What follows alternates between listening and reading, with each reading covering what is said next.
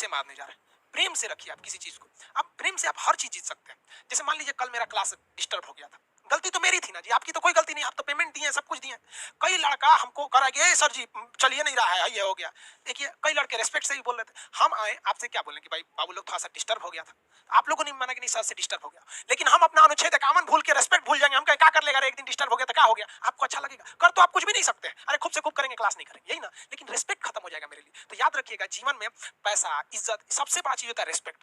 जब आपसे कोई दिल से रिस्पेक्ट करना छोड़ देता है ना, तो समझिए कि आप एक पत्थर के समान है, और वो पत्थर जिसे लोग पैर से मारते हैं ना कि पूजा करते हैं। समझ में आया कि नहीं आ गया? किसी को कोई दिक्कत नहीं, आगे बढ़े। तो याद रखिए बाबू, रेस्पेक्ट सबका कीजिएगा, अपने से बड़ा या छोटा सबको कीजिएगा रेस्पेक्ट। तो इसी में कहा गया है कि विदेश वालों को रेस्पेक्ट करना है। समझ में आया कि नहीं आ गया? चीन के राष्ट्रपति आते हैं तो तिब्बत के लोगों ने काला झंडा दिखाते हैं, हम अपने तिब्बतियों भाई को लाठी से पीछे करते हैं कि देख भैया हम तुम्हारी इज्जत करते हैं, तुम्हें हम खाने पीने के लिए देते हैं, तुम हमारे देश के नहीं हो फिर भी तुम्हें रखते हैं, इज्जत से रखते हैं, धर्मशाला हिमाचल प्रदेश में जगह दिए। लेकिन इसका मतलब ये नहीं कि हम अपने संविधान को भूल जाएंगे, हम अपने संस्कृति को भूल जाएंगे, नहीं, हमारा दुश्मन भी है, लेकिन हमारे अगर जमीन पर पधारा है तो ये पावन धरती हिंदुस्तान की है, यहाँ दुश्मन भी सम्मान से जीता है और उसे जीने का अधिकार है, क्योंकि ये दुनिया का एक लौता देश हिंदुस्तान है जहां दुश्मन भी सर उठाकर जीता है। इस देश को गाली देने वाला भी शान से कहता है कि हम क्या कर लोगे तुम यहाँ, क्योंकि हमारी संस्कृति है। अब बेटा जिस दिन हम लोग संस्कृति भूल जाएंगे ना, उस दिन साला तुमको पृथ्वी पे भागने के लिए जगह कम पड़ जाएगा, भागेगा कहां पर। लेकिन हमें अपनी संस्कृति बचा के रखना है, क्योंकि पाकिस्तान और चाइना की लड़ाई के बीच में हमें उनसे बेहतर बनना है ना कि उनसे बुरा बनना है। तो हमें दूसरे का रिस्पेक्ट करते हैं। चीन के राष्ट्रपति भी आते हैं तो हम लोग तिब्बती विरोधियों को साइड करा देते हैं, उनकी गाड़ी चली जाती है, कभी हम लोग ऐसा विरोध नहीं करते, किसी दूसरे के साथ नहीं करते। समझ आ गया कि नहीं? और इसमें एक और कहा गया है कि अगर कोई भी इंटरनेशनल विवाद हो जाता है, कोई भी डिस्प्यूट हो जाती है, विवाद को क्या कहते हैं? डिस्प्यूट। कोई डिस्प्यूट हो जाता है तो इसे मध्यस्थता मध्यस्थता मध्यस्थता होती है। मध्यस्थता क्या होती है? किसी दूसरे सीनियर को बुलाकर आप उसमें क्या कीजिए, आर्बिट्रेरी का काम करिए। आर्बिट्रेरी आर्बिट्रेरी का मतलब क्या होता है? मध्यस्थ व्यक्ति को बुलाइए जो दूसरे में सुलझा दे। कैसे? आप लोग बचपन में झगड़ा कर लेते थे, दो आदमी स्कूल में 5-6 में पढ़ रहे होंगे तो झगड़ा कर लेते होंगे, तो टीचर आते होंगे, तुम क्यों बदमाशी की हो, तुम क्यों बदमाशी की हो, तो टीचर की दोनों बात सुन के हाथ मिला लेते होंगे, होते हैं कि नहीं होते? तो संविधान में कहा गया कि जब भी अंतर्राष्ट्रीय विवाद होगा तो आप मध्यस्थता का काम कीजिएगा, और इसी वजह से ससुरा कश्मीर का मुद्दा अटक गया। हम लोगों ने कश्मीर में मध्यस्थता उस आदमी से मांगने की कोशिश की जो पाकिस्तान से, कि पाकिस्तान बनाने के बाद भगवान भी अपनी गलती पे पछता रहा होगा। समझ में आ गया कि नहीं आ गया? कि हमने कहां से कहां इसको बनाया, यहाँ पर वही हाल हो गया। यहाँ पर हम लोगों को लगा कि मध्यस्थता करेंगे, कहेंगे यूएनओ से कि आप कश्मीर का मुद्दा सल्टा दीजिए, लेकिन क्या कीजिएगा वहां पर इतना ना आतंकवाद फैला दिया वहां पर कि खुद कश्मीर के लोग परेशान है। एक कश्मीर के आदमी से हम बात किए थे, वो कहा कि जानते हैं सर, दुनिया में नरक देखना है तो हम लोग की जिंदगी देख लीजिए। हम कहा भाई ऐसा कहे कर रहे हो, हम तो सुनते हैं कि कश्मीर में स्वर्ग है। कहा कि सर हम लोग की जिंदगी नरक है। कैसे? कहा कि देखिए सर, अगर हम आतंकवादी का साथ देंगे ना तो सेना हमको मार देगी, खोज के मार देगी, 1 महीना बाद मार देगी, 2 महीना बाद मार देगी, क्योंकि हम आतंकवादी का साथ दिए, गलत किया।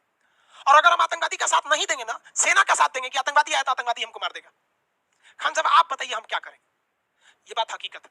कश्मीर में जो वहां के कुछ चंद नेता लोग अपनी फायदा के लिए ऐसा बवाल मचाए थे कि जो वहां शांति से रह के जीना चाहता है ना, उसके आगे 2 ऑप्शन छोड़ा है सर, या आतंकवादी की गोली से मरोगे या सेना की गोली से मरोगे।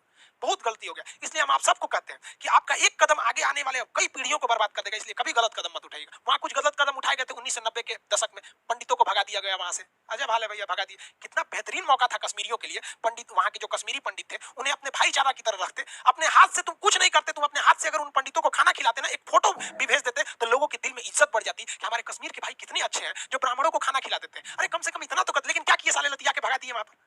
बहुत बड़ा तुम्हें जन्नत मिल गया यहाँ पर, और तुम सोचते हो कि हमारी सेना इज्जत करके देखेगी। तुम जाते हो तो तुम इसका मतलब कुछ कर दोगे। हाँ, हद हो गया यार। खुद चौपट करते हो अपने आप, क्या करोगे यार? माथा फोड़ ले हम अपना। ऐसा पढ़ेगा सब संविधान तब ना। हाँ, आप खुद सोचो भाई, अगर आपके पास 10 वीडियो ऐसा आ जाए कि कोई कश्मीरी पंडित है, उसे कोई कश्मीर का आदमी है, वो उसे खाना खिला रहा है, अपने घर में रह रहा है, उसे बचा के ला रहा है किसी आतंकवादी से, आपकी इज्जत बढ़ेगी कि नहीं बढ़ेगी? आप कभी कश्मीरी को गाली दे पाएंगे? नहीं दे पाएंगे। लेकिन बेचारे सबको क्या कीजिएगा? ऐसा नहीं कि वहां सब गलत है। हम आपको बता ना, कुछ पीड़ित किस तरह 30-40% है जो बहुत गलत है, लेकिन कुछ ऐसे पीड़ित है, लेकिन क्या कीजिएगा? हम समझाने जाएंगे तो बेजा उड़ा देगा। आपको लगता है वहां के लोगों ने बहुत बड़ी गलती किया? आप बताइए, सिख लोगों को देखा है? सिखों के 2-2 गुरु को मुगलों ने मार दिया। अर्जुन देव को, तेग बहादुर को मार दिया कि नहीं मार दिया? इन लोगों ने ऐसे मार दिया यहाँ पर इन लोगों ने। लेकिन उन्हीं सिखों ने शाहीन बाग में जब महिलाएं बैठी थी ना, तो उन्हें खाना पहुंचाया था। ये होती है यार इंसानियत। हम समझाएंगे तो दूसरी बात होता है, इमोशनल हो जाता है आदमी समझाने में। इसलिए कहा जाता है कि जब भी कोई विवाद हो तो आप किसी आर्बिट्रेरी यानी जो मध्यस्थ व्यक्ति है उससे सुलझा लीजिए। अगर मध्यस्थ को नहीं लाएंगे तो विवाद हो जाएगा। जैसे तलाक का मामला, पति पत्नी में झगड़ा हुआ, वो एकरा बोली, ये एकरा बोली, मने मन पत्नी सोच रही है एकरा से अच्छा तो पहले के बॉयफ्रेंड था। अब पति सोच रहा है कि ससुरा 3 गो गर्लफ्रेंड थी, तीनों अच्छा थी, भाई कैसे चौपट मिल गई। ये दोनों आपस में मने मन बोल रहा है। दूसरे को क्या बोलेगा सर, हमको तो इस सबसे मतलब ही नहीं था, अपने में लड़ जाएगा सर। अब किसी मध्यस्थ को नहीं लाएगा सर, तलाक हो जाएगा। समझ आ रहा है नहीं आ रहा है? समझता है सर, तलाक हो जाएगा। तो किसी समझदार व्यक्ति को लेके आइए और समझिए, क्योंकि देखिए तलाक के बाद लड़का हो, एक रियलिटी बता रहे हैं, किसी लड़की का अगर डिवोर्स हो जाता है ना, फिर समझिए उसकी लाइफ में से 80% खुशी वैसे खत्म हो जाती है, दूसरी लाइफ सक्सेस नहीं हो जाती, क्योंकि उसके ऊपर एक दाग लग जाता है कि तू छोड़ा ले।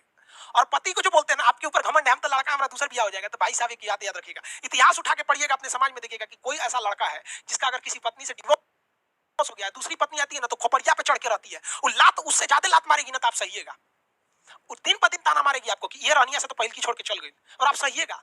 इसलिए दूसरे के बहकावे में मत आइएगा बाबू, समझदारी से रखिएगा। जो रिश्ते आप स्कूल कोचिंग में ढूंढते हैं ना, वो एक ले होता है, ले छोड़